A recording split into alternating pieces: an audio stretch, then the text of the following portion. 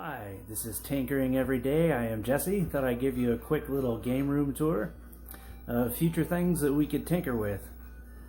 So I'll go ahead and turn you around.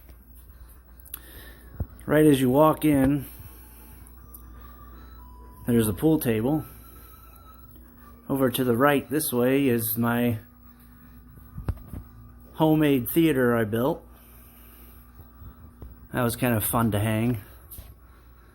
The media center that with the projector that would cast. Got some wine there if you enjoy an adult beverage, if you're old enough.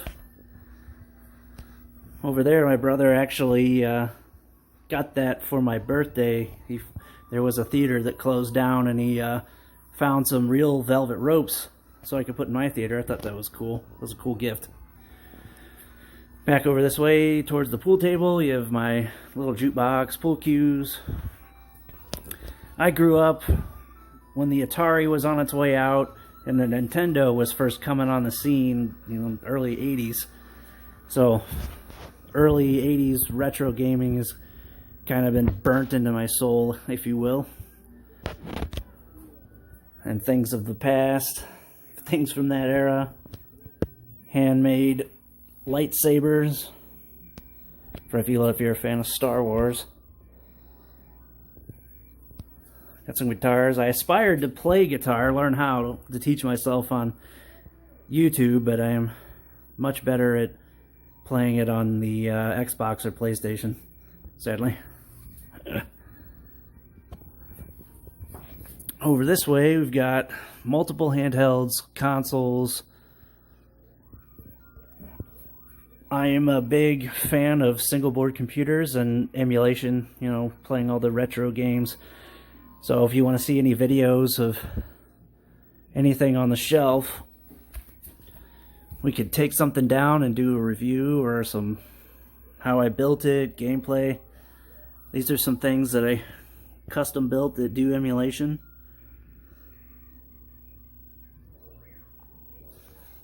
Some single board computers that I've been playing with. The single board computer market has kind of boomed for emulation, and I've been toying with them a lot to see which one I like more and which one does a better job. All single board computers kind of have their niche and have their own performance and what they can play and what you can emulate. So I play with different types. Pretty much all of these is what I grew up with as a kid. All my original systems and what I've had and what I've lost, I got back at thrift stores. But this is pretty much all the stuff I had growing up, so naturally it went into my collection. And some things that I thought were historically relevant, like this Pong machine was made by Atari. This is one of Lauren Bushnell, the founder of Atari. This is the first console that he partnered up with Sears. It's a Pong console. It's one of the first home consoles made. So I thought I had to have that. It's a pretty neat piece of history. Over this way is my CRT to play the old school games the way they were meant to be played. And an emulator inspired by an N64, playing all the retro games emulated in HD. So on this setup, I can actually do like live comparisons on the games I own, the actual copy, how it was played back then, and what it emulates to in HD today. I can side by side them live right there. So for future videos, if you want to see any of those games, any N64 games, whatnot, we can do that. We can tinker with those.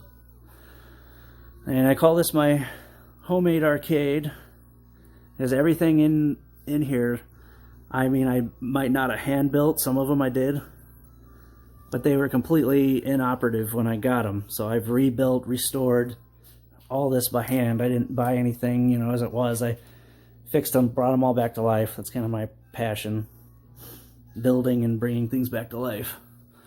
Same with this. My parents found this in a garage sale near me. I guess it was a local bar in the 80s, and it had a Harley Davidson dartboard like screwed to the front of it, a modern electric one. I immediately, when I heard about that, I said, yeah, they wanted to know if I wanted them to buy it. And I said, yeah, grab that thing. It was like $20. I mean, this was a probably $5,000 dartboard back in the 80s. So I was like, yeah, grab that. Ripped the dartboard off and immediately got it working again. Everything worked except what is behind the dartboard is it's called a matrix. It's a really thin circuit board with pressure points on it. And if over all the years of abuse, some of those pressure points, they're constantly moving, of course, and being slammed on, so they'll corrode and kind of crack and break, and then it won't register scores anymore. So that's what its problem was. And it took me probably 3 months on eBay, because I mean they stopped making these years and years ago, to find the matrix that goes inside.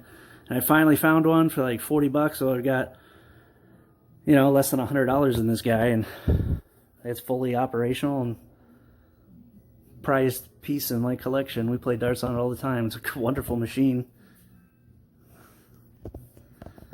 Oh, we got the bar area, TV, little slot machine given from another YouTube channel as a gift. Something else to tinker with. This is a homemade virtual pinball machine I built from ground up.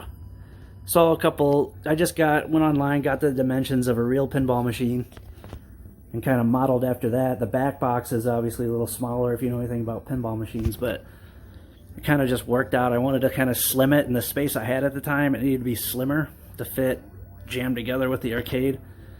So it worked out well. It looks fine. Actually don't have it rendering in the menu system at the moment. And this is an original Mortal Kombat 2 machine that I picked up at a like a secondhand used game store. I found it on, I've been always looking for one of these. My parents were in a bowling league when I was little, you know, old enough to stand like right here. I remember this was my point of view when I was a kid. This is about how tall I was. But they were on a bowling league and they give me quarters and tell me, you know, pretty much my babysitter. They just give me quarters and let me go into the arcade at the bowling alley. So I have fond memories of this view right here. But it's an original machine. Everything works. But anyway, back to my story of finding it. It was a used game store, and they sold it online for, I think I paid like $100 for it, but nothing responded. The screen didn't work at all. So I ended up purchasing it from them for like $100.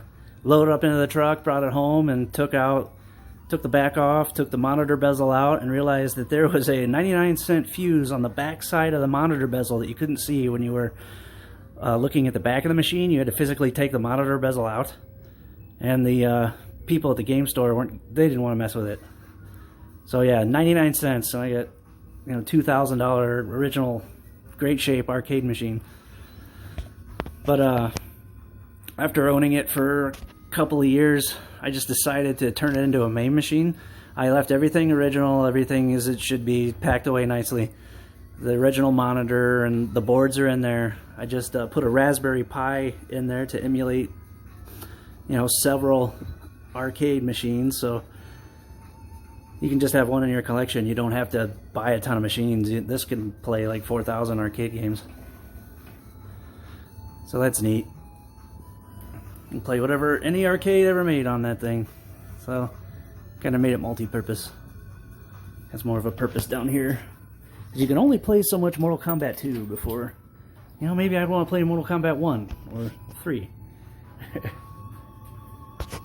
Let's go back over. I'll show you the, get our keyboard here.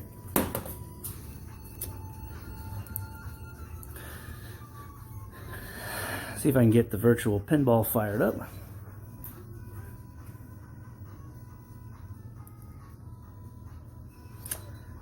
Tough to do one-handed. Okay, there we go.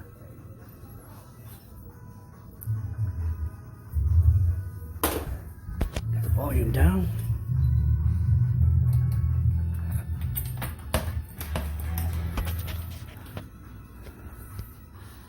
There we go. Little Terminator 2 pinball queued up at the moment. But yeah, if you want to see more videos on kind of a tour of this machine or how I built it, let me know in the comments. Yeah, there's tons of content down here, so anything you guys see that you want me to review or show you how I built or how it plays, go ahead and let me know. Definitely got a lot down here to go through and look at. But yeah, it's just a quick tour of my video game room. I hope you guys enjoyed it. If you want to see more videos from me tinkering on things, go ahead and like, comment, and subscribe. And always remember to keep tinkering every day.